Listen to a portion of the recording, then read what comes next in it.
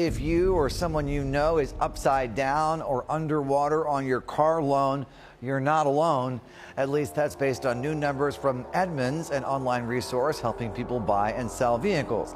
Experts there say that 1 in 4 vehicle trade-ins carry negative equity. New government data shows auto sales actually dropped last month. Experts say that slower demand may be helping to keep car prices steady, at least for now, but that may not last much longer. The car market just lost 500,000 sales in 1 month. Tricolor, a lender with 65 dealerships, filed for bankruptcy. Bosch is cutting 13,000 jobs. Delinquencies hit a 15-year high. But here's the thing, the real crisis isn't the sales numbers. Because what's actually happening is millions of Americans are trapped. The average car costs $46,000 with $750 monthly payments at 9% interest. People owe $60,000 on cars worth $30,000. They can't sell, they can't refinance. And one dealership even told a 20-year-old to commit insurance fraud on camera just to move inventory. Let me show you the real stories. First, let's talk about the biggest wealth killer in America right now. There was only one piece of financial advice that I could give you. It would be this: pay off your car, get rid of your car payments, and never go into car debt ever again. You need to understand that one of the biggest things keeping you broke is the car payment. It is the biggest thing you pay into that goes down in value. By the time you finish paying it off, it's not even worth half of what you paid for it. It is the biggest depreciating asset that somehow someone convinced us all that it is okay to go into debt for. It does not make sense. People that actually have money, the people that are actually building wealth, are not paying into things that are going down in value. Pay cash for a car you can afford that is within your means, aka no car payment, and get away from car payments. Don't do it. As someone who was not taught financial literacy, I am telling you that I have learned, truly, the people that are actually wealthy do not have car payments. They pay in cash what they can afford. You're gonna have to sacrifice for a time to pay something that you can afford in full. Don't ever have a car payment. Don't go there. This right here is the foundation. Wealthy people don't have car payments. They pay cash for what they can afford. You're paying interest on a depreciating asset, which is financial insanity. But most Americans don't know this because we've been conditioned to believe a car payment is just part of life. And this mentality is exactly what the car industry is counting on. I posted that the #1 wealth killer in America right now in 2025 is car notes. If you had to do it all over again, what type of car would you have made, or would you make your first car? As I've gotten older and, quite literally understand a little bit more about cars, there's no way that my first choice as a first car shouldn't have been a Toyota or Honda. Honestly, and I think Toyota's beating Honda at this point. What car would you have went with had you known then what you know now, considering the fact that car notes are literally killing wealth? I think the main reason why car notes has really taken over a lot of people's financial situation is because people would rather ride in luxury than live in luxury. And riding in luxury will literally cause you not to be able to live in luxury. Literally no way it feels good to drive something that you can barely afford. Coming home every day, repeating the same routine Monday through Friday, a lot more Monday through Fridays, and at the end or beginning of a new month, you can't even make the car payment. Spending all that time working and working. People would rather ride in luxury than live in luxury. That's the trap. The #1 wealth killer in 2025 is car notes, and it's because we've normalized spending $750 plus per month on vehicles we can't afford. Toyota, Honda, these are the smart choices, but instead, we're financing $70,000 trucks at 9% interest. Now, let me show you what happens when dealerships prey on people who don't understand this.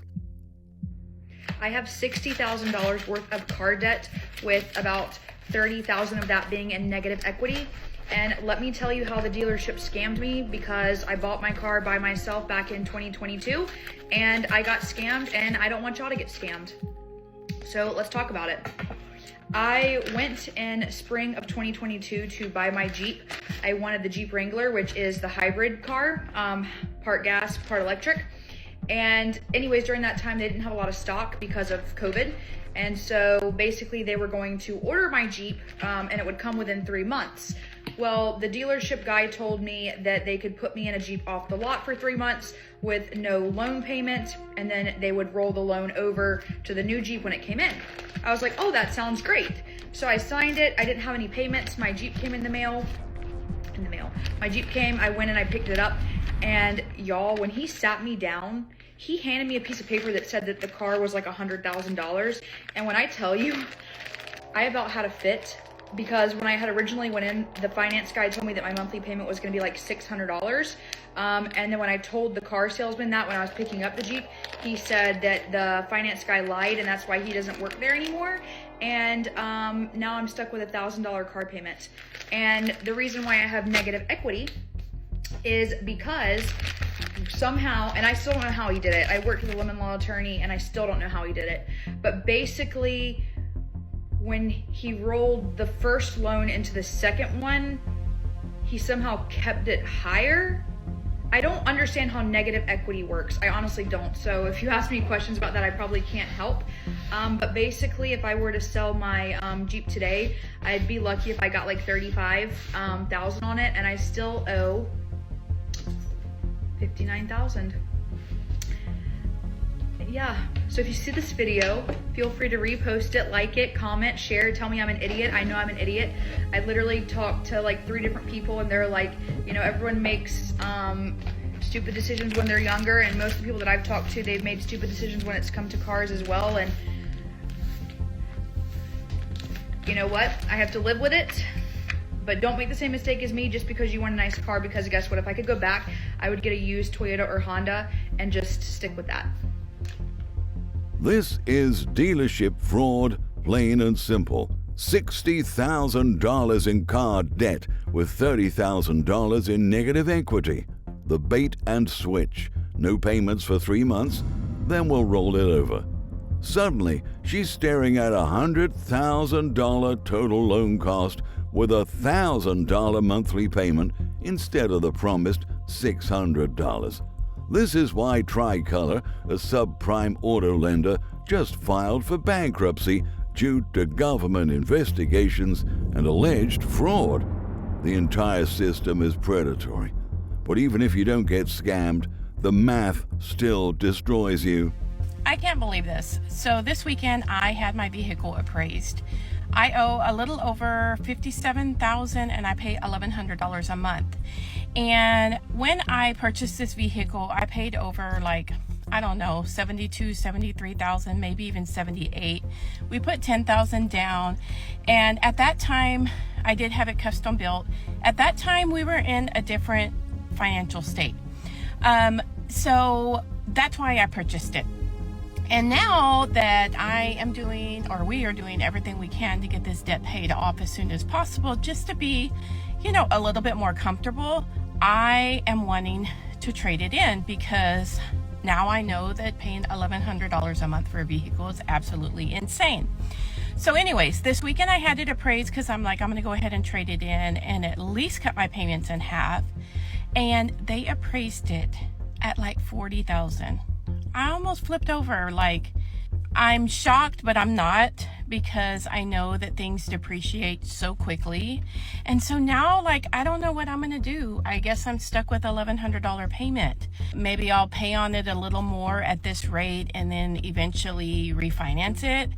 Maybe I could refinance it now, but I feel like that's just adding another year and my payments are still going to be like around $800. I don't know. We are actually pre-qualified to purchase a home, which that only is, I think, you hold the pre-qualification in Texas for like 60 days. So that's probably fixing to expire anyways. So I don't know. What do you guys think I should do? Should I refinance? I don't know what to do, or am I just stuck? She bought responsibility, or so she thought. Custom-built vehicle, $10,000 down, $1,100 monthly payment, but now she owes $57,000 and it appraises at $40,000. That's $17,000 in negative equity that just vanished. This is the harsh reality. New vehicles depreciate 20 to 30% the moment you drive off the lot. With average new vehicle prices at $46,000 and loan rates near 9%, you're paying interest on an asset losing value every single day. She's trapped in payment prison, can't sell without eating a massive loss, can't refinance without extending the pain. And when you're trapped like this, dealerships smell blood in the water. Tell me I'm not the only one that's pissed off about this, or that would be pissed off about this. Last night, my son went and detail cleaned his car, and he went to take it to the dealership to get it appraised. He's really interested in this one car. He wants to trade it in, and he wants to get this specific car. So he goes to the dealership, and salesmen being salesmen were being pushy. And I get that. The rule was he can't get another car unless he's able to trade in his car, which is in my name, so he can't really do anything without me being there to begin with. But we were talking, and the guy was being really, really pushy. So I just told my son, I said, listen, he needs your sale more than you need that car. I want you to walk out. Just walk out. Just go. Leave, and he'll call you if he's got a better deal, because none of the deals they were willing to give were good enough. They don't want to take the car that he has as a trade-in. I said, that's fine. We'll find somewhere else. I said, okay, cool. So then he calls me afterwards, and he's with his friend.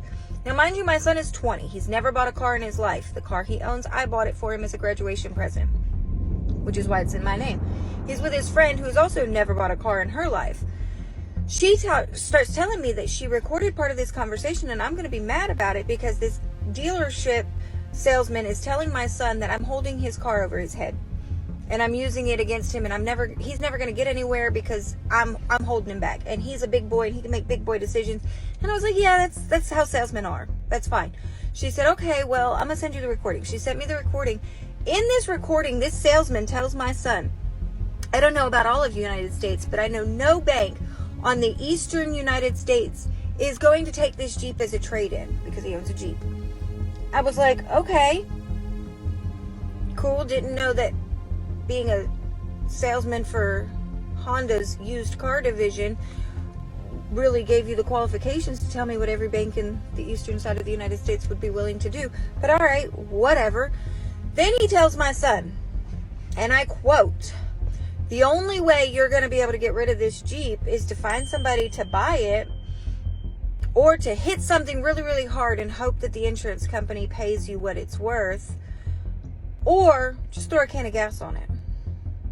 So I'm mad because this used car salesman for a Honda dealership just elicited my son to commit insurance fraud.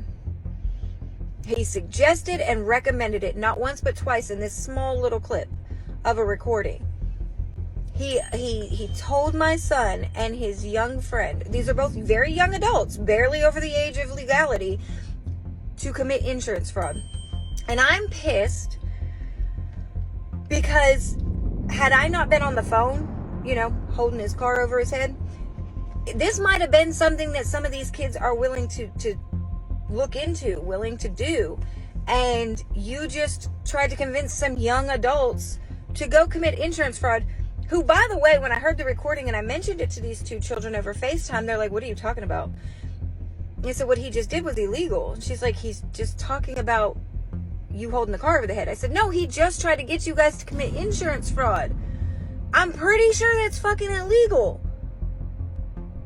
It should be. I don't know.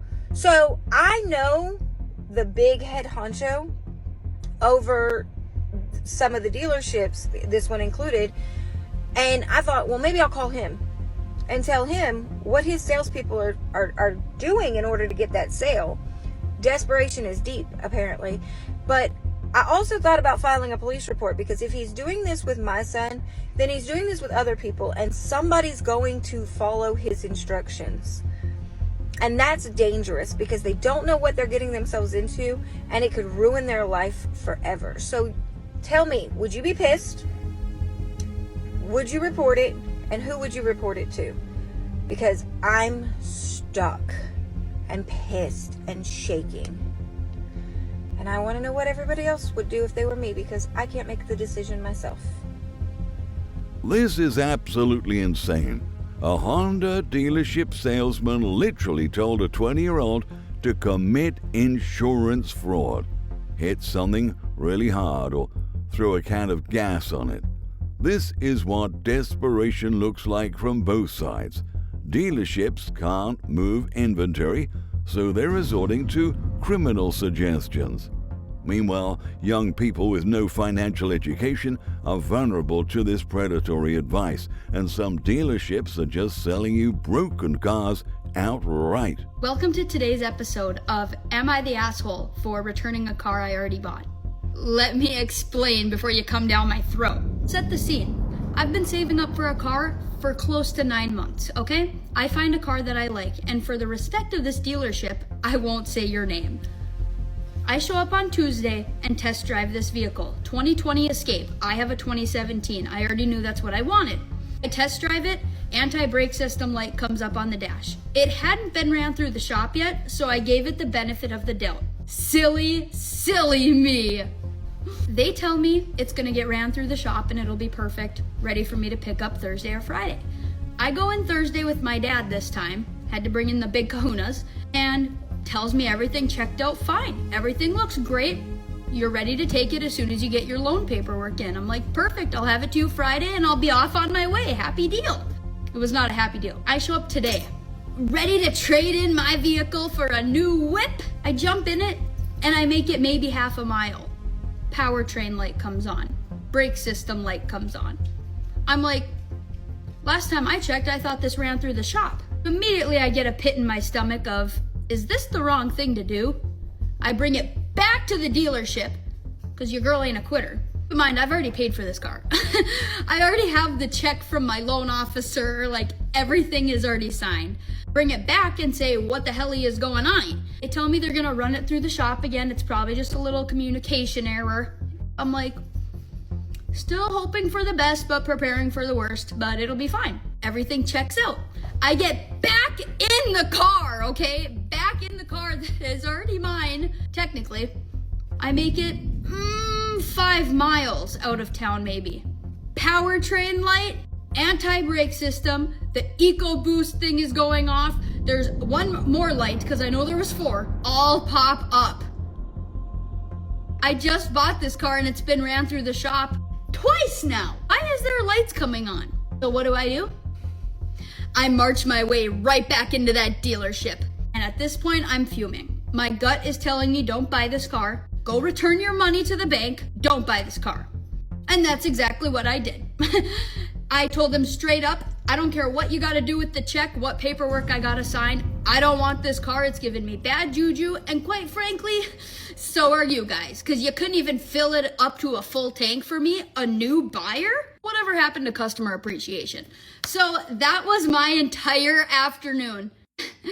I bought a car. I test drove a car. I brought it back to them twice for malfunctions. And ultimately, I decided to keep my other car that I had. Happy Friday. Nobody ever goes through this type of facade, because no, just immediately no.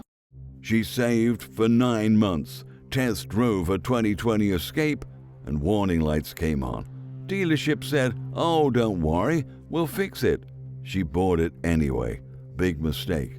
Within miles, multiple systems failed. This is what's happening as dealerships desperately try to move inventory. They're cutting corners, lying about inspections, selling defective vehicles. She had to march back and demand her money back. Smart move, but most people don't have that courage. So, some people try to get creative with managing their debt. My husband and I are trying to pay off the remainder of our $40,000 in debt by the end of this year, and that doesn't include our cars or our house, and I'm not paying one of our car payments this month. Some of you may not agree with this decision, and that's totally fine. I welcome disagreements and differences of opinions. Let me know what you think about this in the comments. Maybe you know something that I don't. So one of our car loans is through our business. That's not the one that I'm skipping.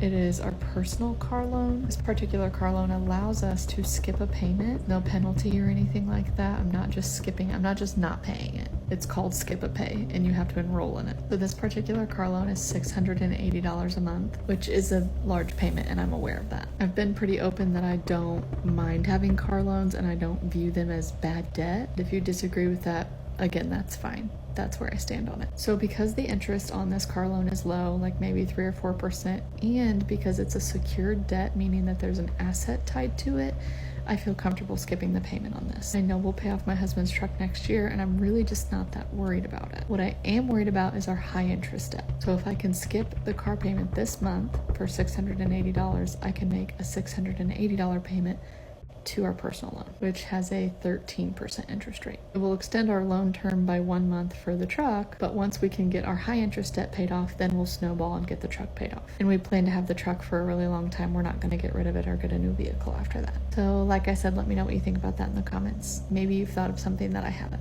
She's using Skip a Pay to redirect $680 from a 3 to 4% car loan to a 13% personal loan.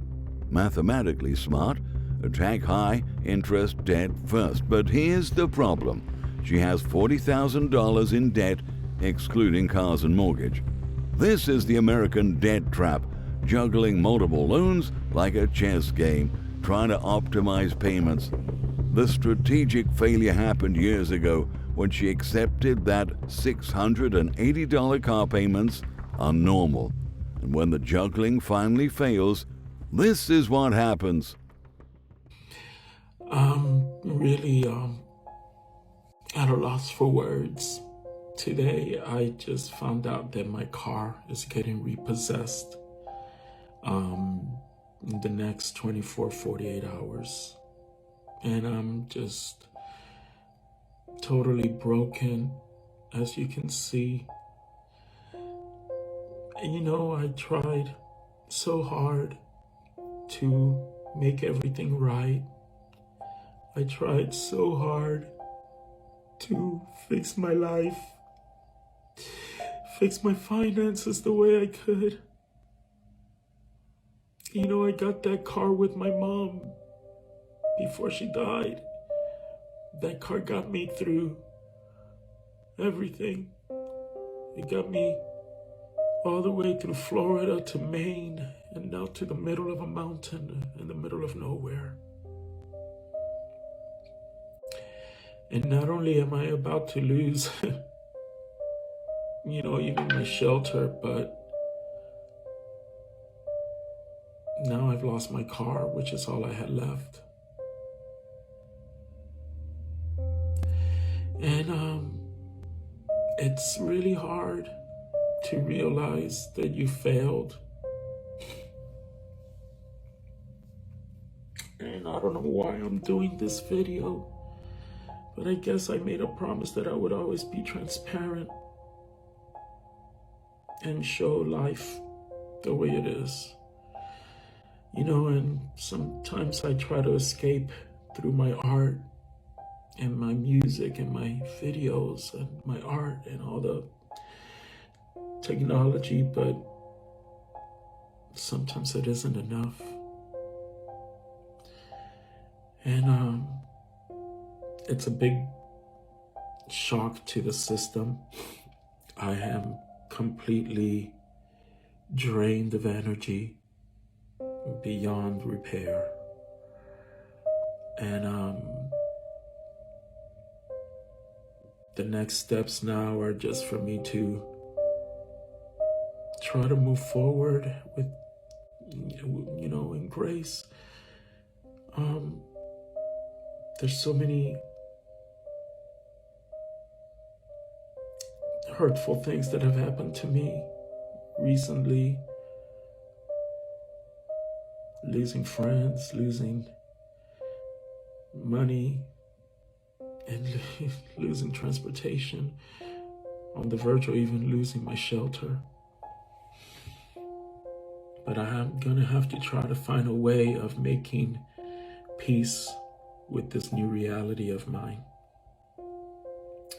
So if there's anything that I can leave you with is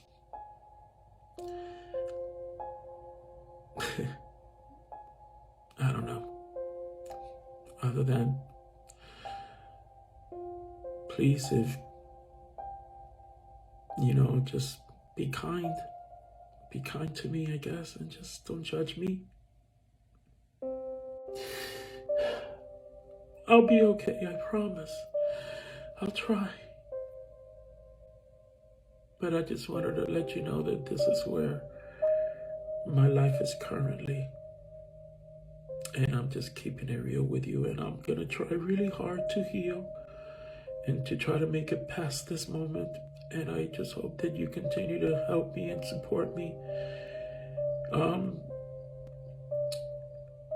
Just be kind.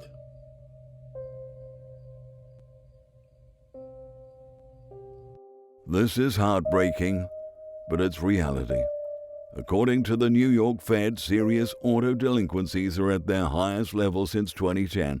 CarMax reported loans from 2022 to 2023 are going delinquent at alarming rates. This person is facing repossession, losing shelter, watching their entire life unravel. That car represented survival, getting to work, escaping Florida to Maine, rebuilding their life. But when you can't make the payments, it all collapses. And there are hundreds of thousands in this exact same situation right now. So what's the bottom line? The auto industry is flashing major warning signs. Sales are down, delinquencies are at decade highs, major players like Bosch are cutting 13,000 jobs, average monthly payments are $750 plus, loan rates are near 9%, and people are underwater on their loans. Ford is offering lower rates to subprime borrowers just to move F-150s. Honda scrapped an electric Acura after 1 year. The desperation is palpable. The parallel with housing is stunning. Both markets are frozen. Both have affordability crises. Both have people trapped in negative equity. If you're thinking about buying a car right now, buy a used Toyota or used Honda with cash. The people sitting on the sidelines with cash will win when this market breaks. Let me know what you think in the comments. And thanks for watching.